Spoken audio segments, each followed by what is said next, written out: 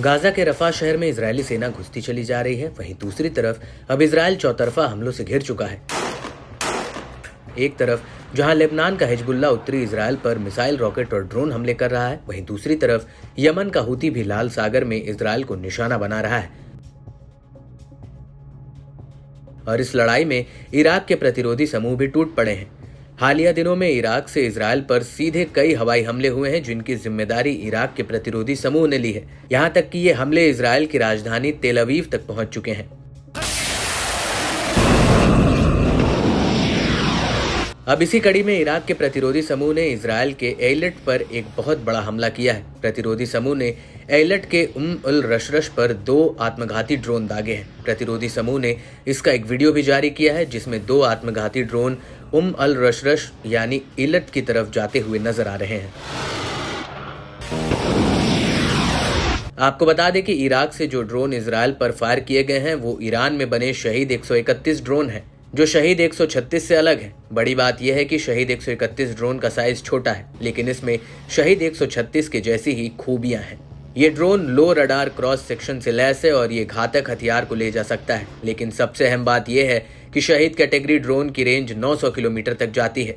ये ड्रोन मध्यम दूरी की टारगेट पर हमला करने के लिए एकदम फिट बैठता है, जो इराक से इजरायल पर हमले के मामले में एकदम सटीक है। दूसरी खासियत यह है कि यह ड्रोन सस्ता है, जिसकी कीमत $20,000 के करीब है।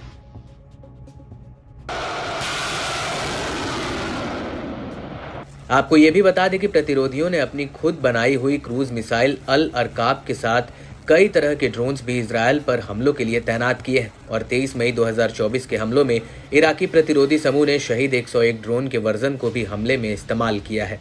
और इसी ड्रोन को हिजबुल्ला ने 15 मई 2024 को इजरायल के ताल शमामियम साइट पर दागा था।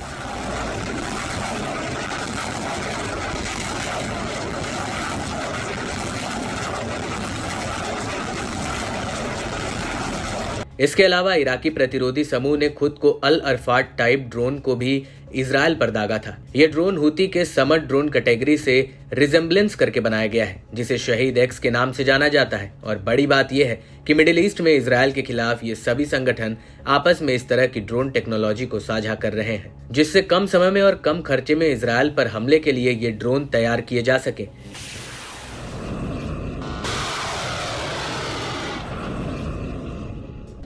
यही सस्ते ड्रोन इजरायल के लिए चुनौती साबित हो रहे हैं, क्योंकि ये ड्रोन बेहद ही कम ऊंचाई पर उड़ान भरते हैं और उनके लो रडार क्रॉस सेक्शन की वजह से इजरायल का एयर डिफेंस सिस्टम इन्हें इंटरसेप्ट भी नहीं कर पा रहा है। अब ये इजरायल के कई सैन्य अड्डों के लिए बड़ा खतरा बन चुके हैं।